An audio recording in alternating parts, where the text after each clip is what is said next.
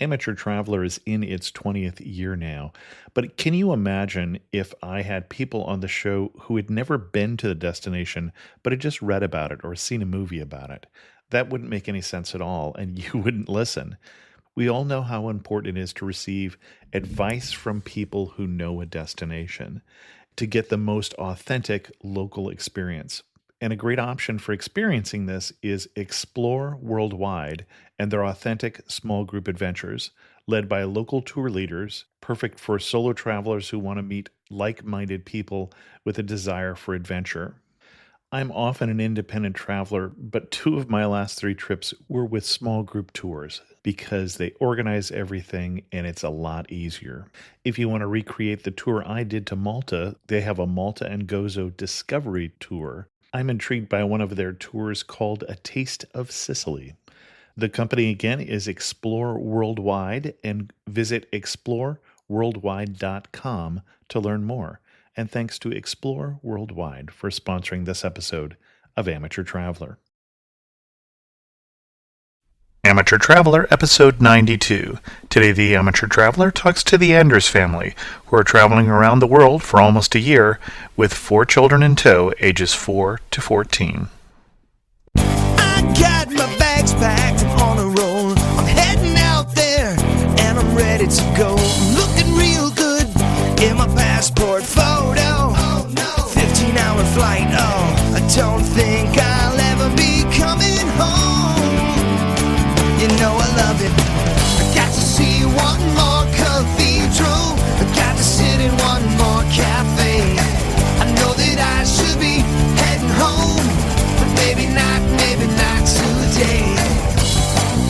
Welcome to the Amateur Traveler. I'm your host, Chris Christensen.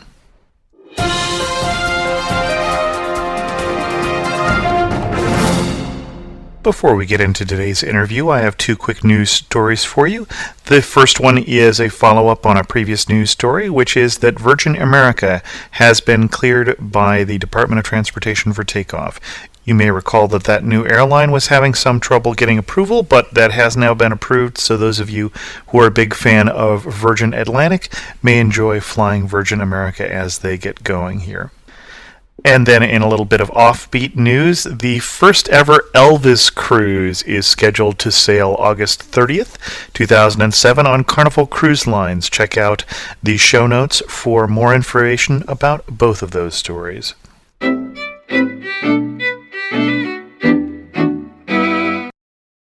I'd like to welcome to the show Anne, and Anne and her family were recently on the Oprah show, and one of my listeners saw them, and you're doing a trip around the world with 4 kids.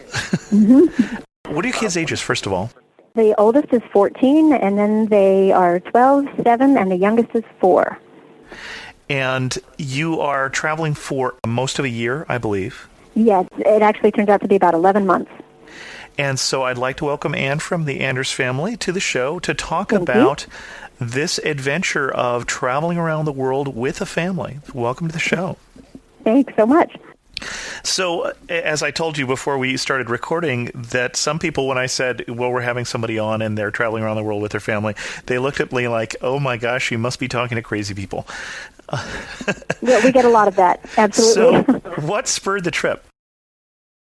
Well, there are a lot of reasons. Tom and I both are avid travelers, and we had always dreamed, I think, of doing a round-the-world trip of our own. And then as we had children, and many of them, we felt it was natural to share that desire with our kids. And there was so much we wanted to show them and teach them, and so much we wanted to experience together, really as a family.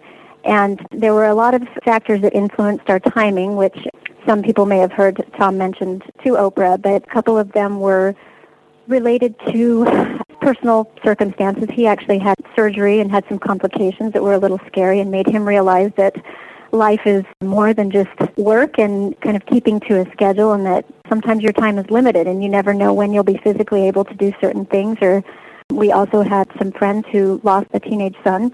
He died, and we realized that the moment was now if we wanted to take this opportunity, because our oldest was getting older and wouldn't be with us for too many more years in the home. So those were some of the factors that influenced the timing. but it was a general desire that we had, and many people do think we're crazy, and it is a little crazy, but it's just, I guess you'd say, a life dream that we just took the bull by the horns and said, we're going to do this crazy thing.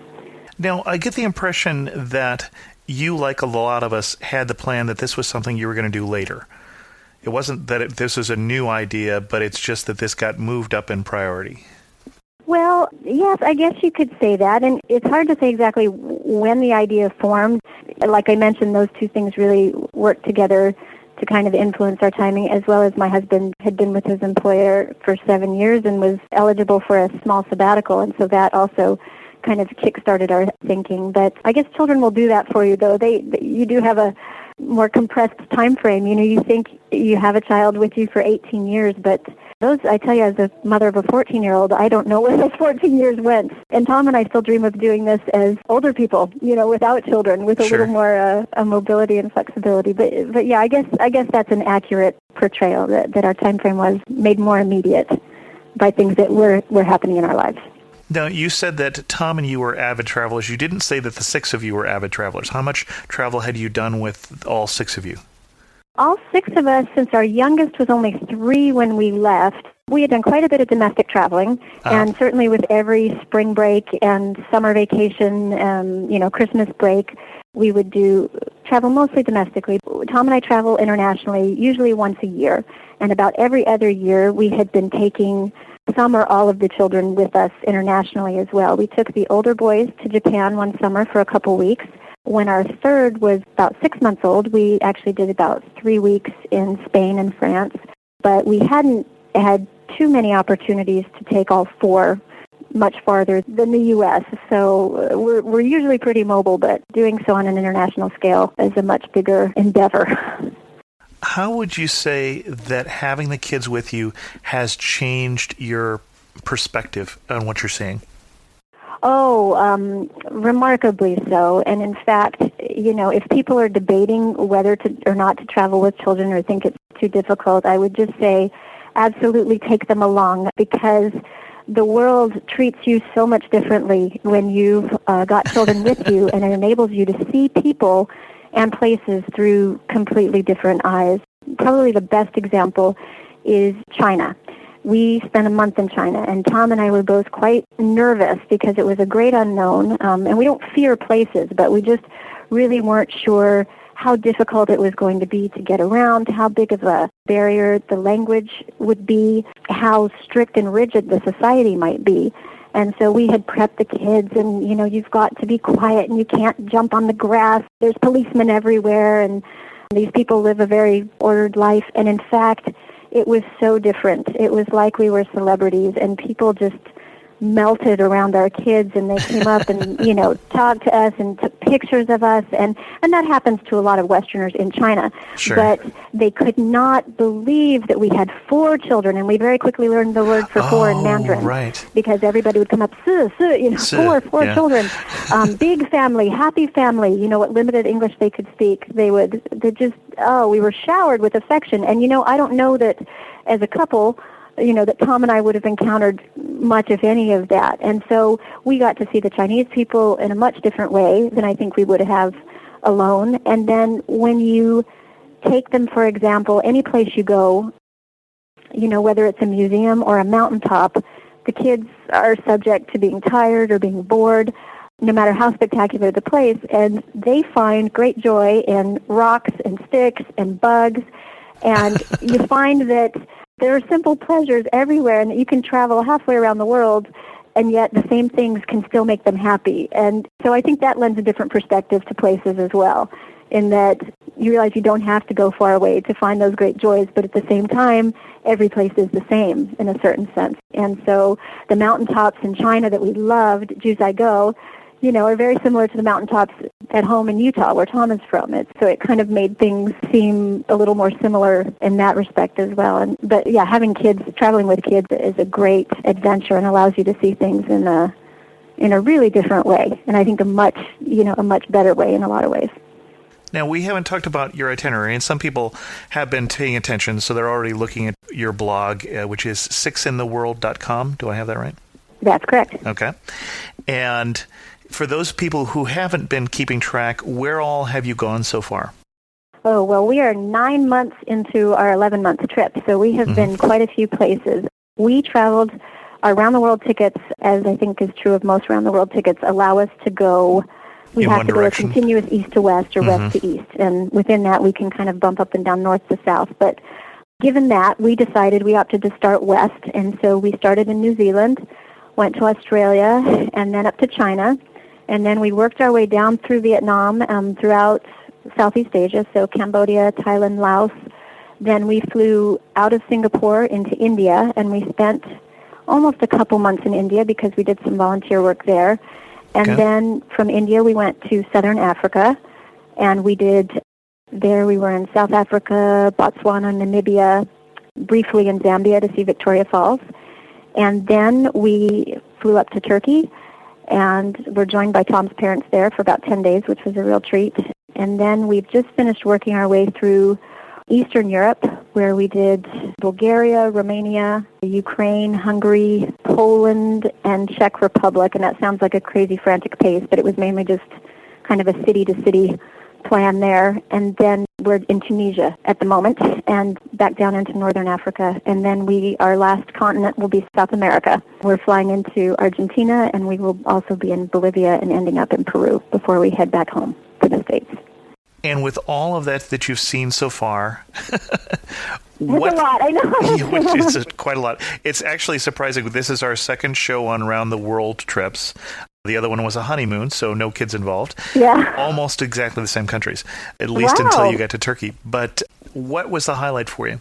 Or what are some of the highlights? Obviously, it's going to be more than one.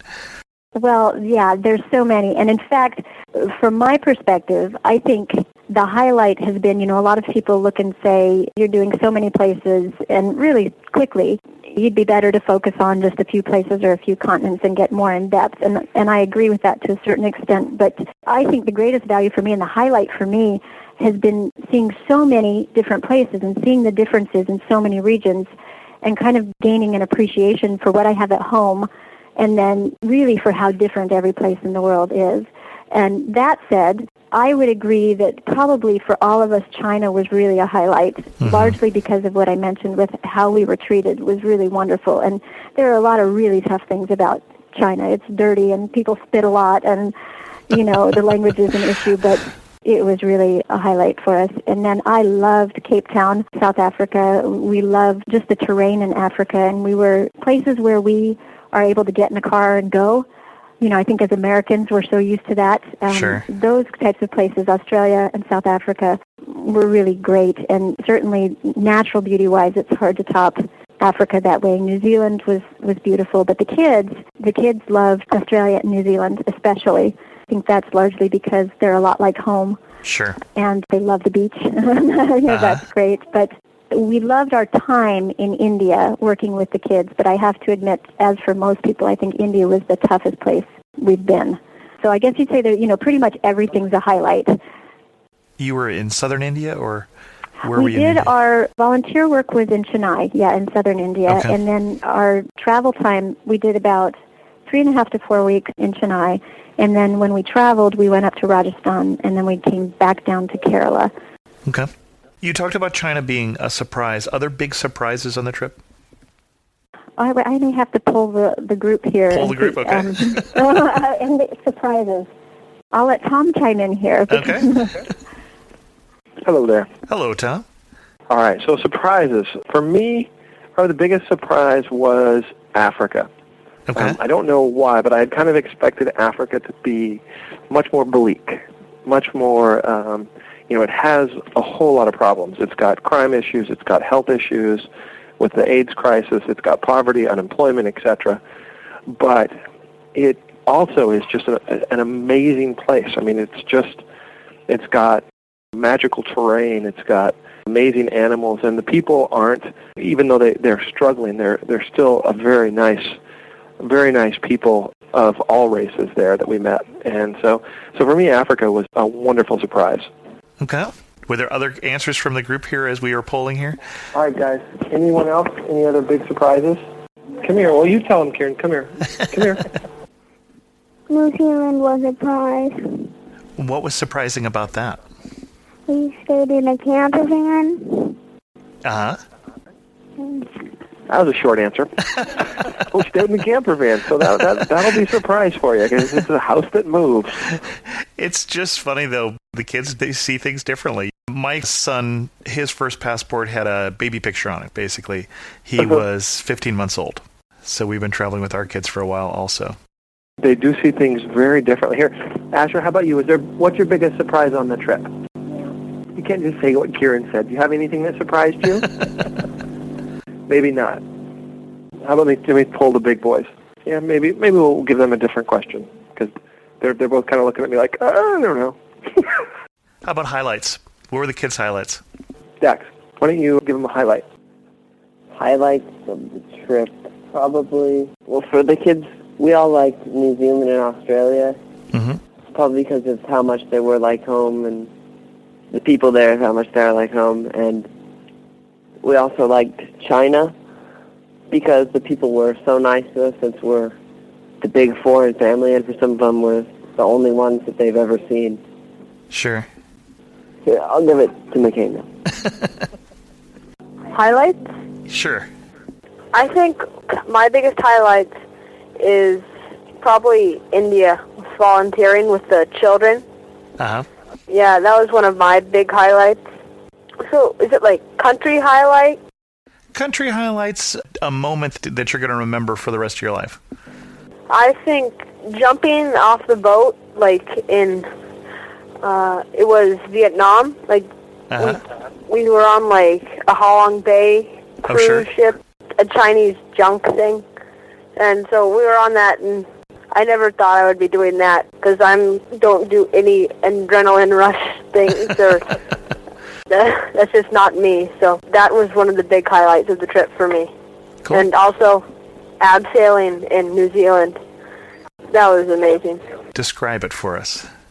There's two different kinds. One's more like rappelling, Okay. and then the one that I did in New Zealand, it's just into like a big crater. It was about 300 feet down, just like hanging. There's no walls close to you or anything. Huh. You're just in the middle of a 300-foot cave, like just floating. Wow. That was pretty amazing and breathtaking. Well, I've got you on the phone. Is there any time you felt the furthest from home? Furthest from home? Yep. India. India? Because it's just so different, like traveling. Uh-huh. Like, not the part with the children in Chennai, but when we were traveling, that was just, it felt so far, like a million miles away, 'cause it's just so different. It was like a different planet, because everything is just so different. It's the exact opposite. Like what sort of thing? Well, the people, in all the filth that they're living in, you'd never expect how nice they actually are, or it's just so dirty everywhere, and everybody is so nice, and I can't really explain. I understand. Okay. Yeah, it's just, there's just cows roaming the streets because they don't eat beef because they're Hindu. Mm-hmm. And then there's just people going to the bathroom on the street, just squatting, and it's just everywhere you go, there's just human feces, so it's just... Not a highlight. No. Farthest thing from the highlight. Okay. Okay, well, I'll give you to my dad now. Okay. All right, well, I guess you got what you needed there, huh? I did indeed. What do you guys wish you had known before you went? What do we wish we had known? I wish we would have known it was so easy.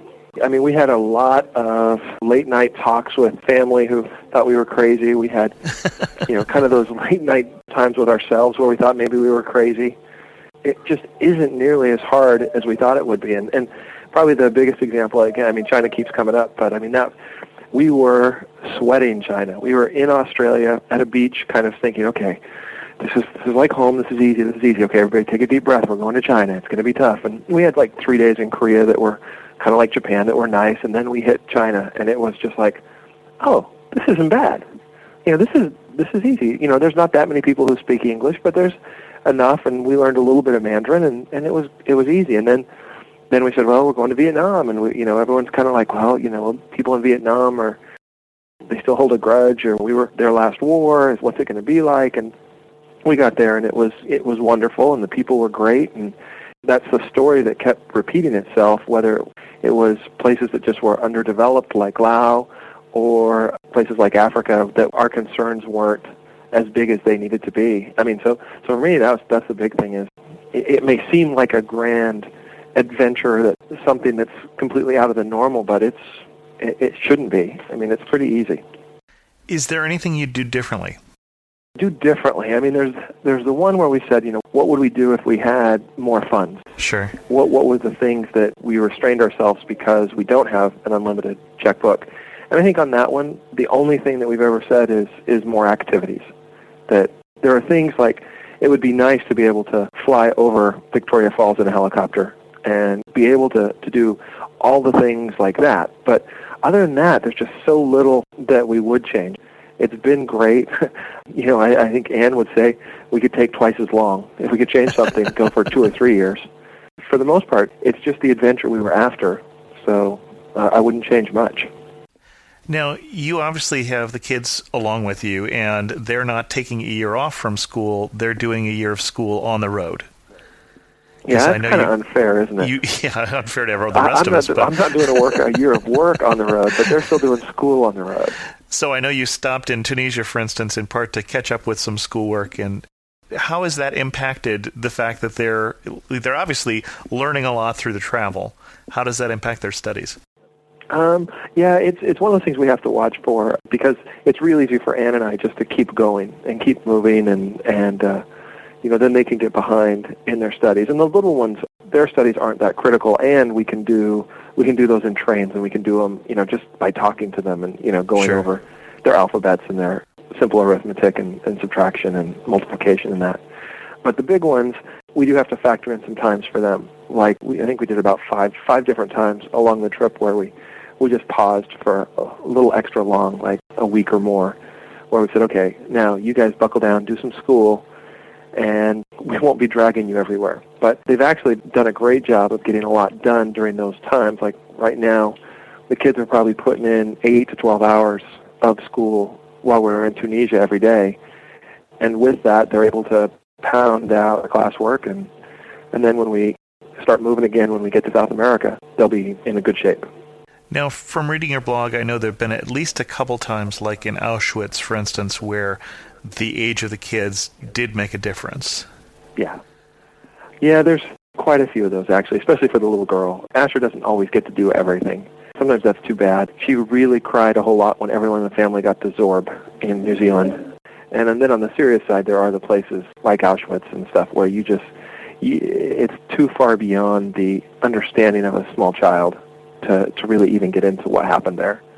And so in those, we try to split up and try and say, as parents, one of us will kind of shepherd the smalls and one will go with the bigs and try and help them understand it. I think even at 14, Auschwitz is hard. I have a hard time understanding it all at 38. Right, so. Sure. Anything that you guys feel that was recommended by your friends or by the tour books, and you went there and it was a little disappointing? If my parents hadn't showed up in Turkey would have been a big disappointment for us. It just wasn't.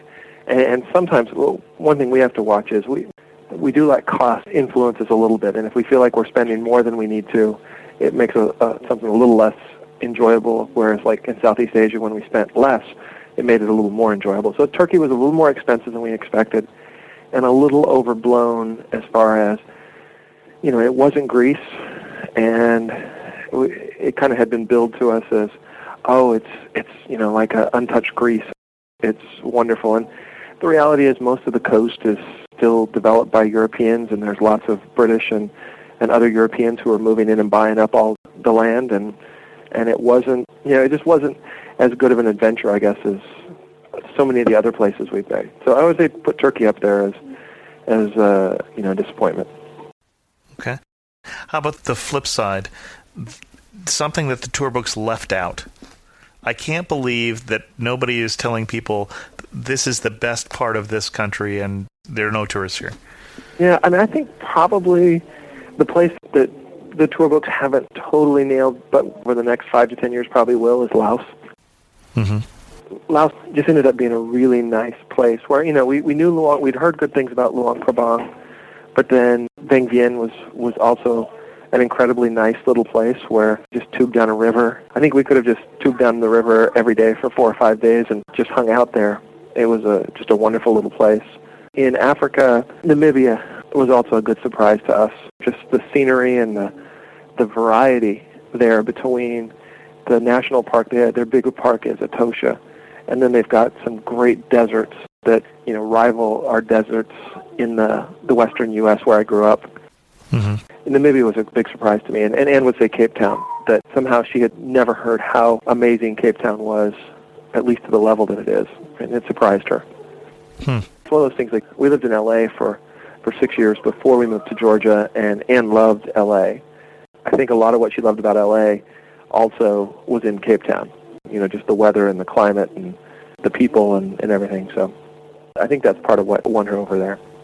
Now, Anne talked before we started recording about that you and she were a little wary about going home and that the kids were anxious to go home and see friends. What are people missing most from home? Well, the kids definitely are missing their friends. Sure. For them, it's just, I think every one of them, well, except for Asher, she's not really old enough to understand, but they all would like to hang out with kids their own age. Sure. They all would like to have a conversation with kids their own age that's not on the internet, and be able to goof off and play and do the things that 12, 14, and 7-year-olds do.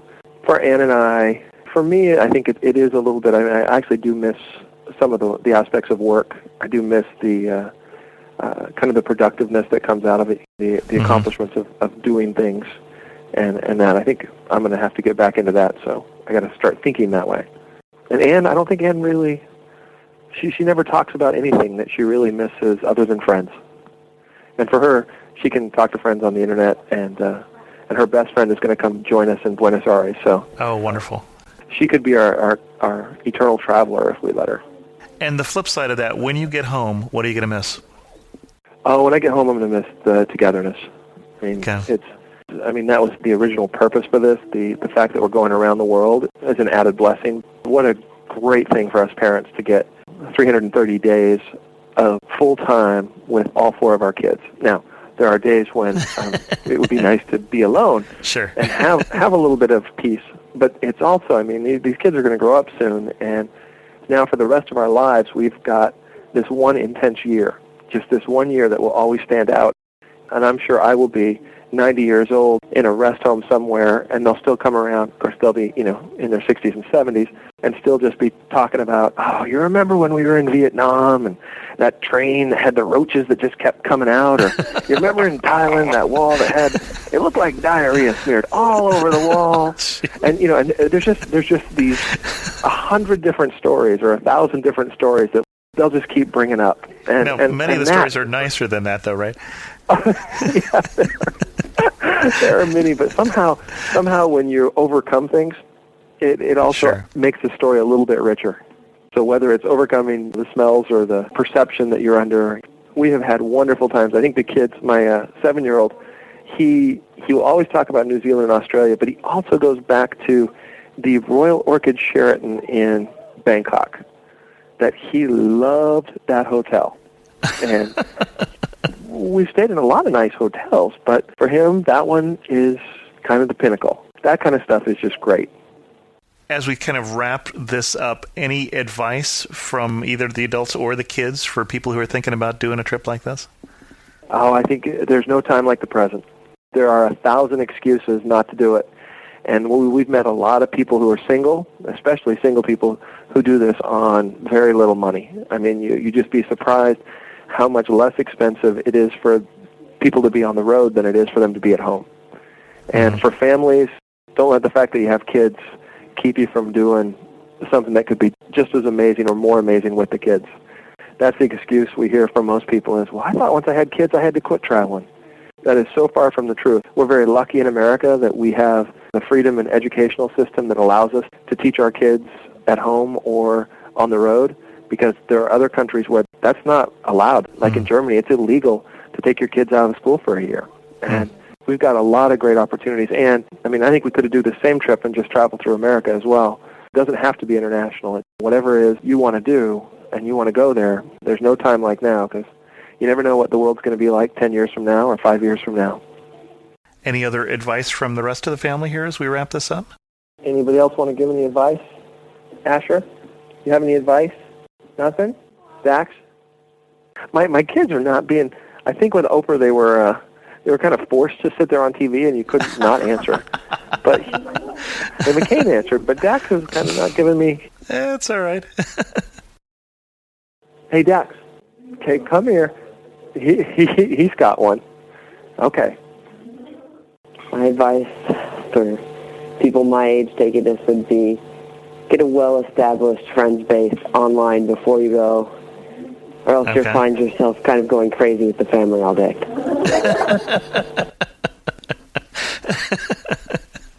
All right. Other advice, I would say, also try to pay attention to things as they happen so you can remember the places other than having to go off other members in your family's memories. Okay. All right. So I had one for him, like after he had said that, with his memory thing. That's one thing where keeping the online journal or a blog, I think, is also critical, because it gives you a real-time assessment of what's happening. Because I'm sure when we get home we'll write a kind of a revised history of everything that's happened. But the blog is great because it allows you to look back and see exactly what you thought when something was happening. Right. To Dax's point, if you want to be authoritative on something, be the one who writes it, because then your memory is a strong memory because it's got proof, online. Well, I thank you and your family all for coming on the show today and for sharing your experiences with us. And if people want to read more about it, sixintheworld.com. That's us. And you've still got a few more months on the road here for them to read about, including South America. Yep, 2 more months, and then we probably will keep writing as we try to readjust to normal life, and then we'll see. After that, maybe we'll have to pick it up again in 10 years or 20 years again when we go either alone or as a foursome. Well, thanks so much for coming on the show. Okay. I have 2 internet resources to let you know about today. The first one I've mentioned before, but it's worth bringing up again, and that's a site called kidscantravel.com. And kidscantravel.com features stories like this, or less adventuresome stories about people who are out there traveling with their kids, how to keep them occupied on the road, the secret to camping success, and other tricks like that. The second site I have for you is yapta.com, yapta.com. Links to both of these in the show notes. And yapta.com is a new service still in beta. Haven't tried it yet, but what it does is you register your airline flights that you're taking. Yapta lets you know when the prices drop for these flights because you booked them so far ahead of time, remember? And it helps you get a rebate for that airfare when it has dropped. So check out both of those at the show notes at amateurtraveler.com. I have 2 things for you in the community section of the show today, and the first one is thanks. Our thanks go out to Stephanie, who brought this whole story to my attention by filling me in about seeing them on the Oprah show. And the second thing I have for you today, I had a conversation in chat on Skype with Joao from Brazil, whose name I hope I'm getting somewhere close to correct, who had a few extra tips for seeing his wonderful country after listening to the show about Brazil. One thing he pointed out, a useful hint for travelers, mostly foreigners, is that they should pay the value shown on the taximeter. There's only 2 exceptions, 1 when you're carrying luggage and 2 when the destination is outside of the city. Apparently a lot of people get charged extra because they don't pay attention to that. The next piece of advice he has, I would think would not need to be said, but apparently it's not so obvious to everyone. He says, don't take all your money with you. A few months ago, he helped an American who was robbed. He was carrying more than $1,000 with him, all his money. He thought it was safer to carry it with him than leave it in his hotel safe. I can't imagine why someone would get out all their money at once and not just get it out a bit at a time. Certainly, don't carry around large amounts of cash in places that may have some crime problems, or even at home. Don't carry around that much money at cash. So I'm thinking this is a crowd that doesn't need to hear that, but just in case, I wanted to pass along that information. And with that, we'll bring the show to a close. I look forward to hearing from you. Drop me an email at host@amateurtraveler.com or contact me in the many, many ways that you can contact me. Look at the contact page at amateurtraveler.com/contact. And as always, thanks so much for listening. I got to see one more cathedral. I got to sit in one more cafe. I know that I should be heading home, but maybe not today.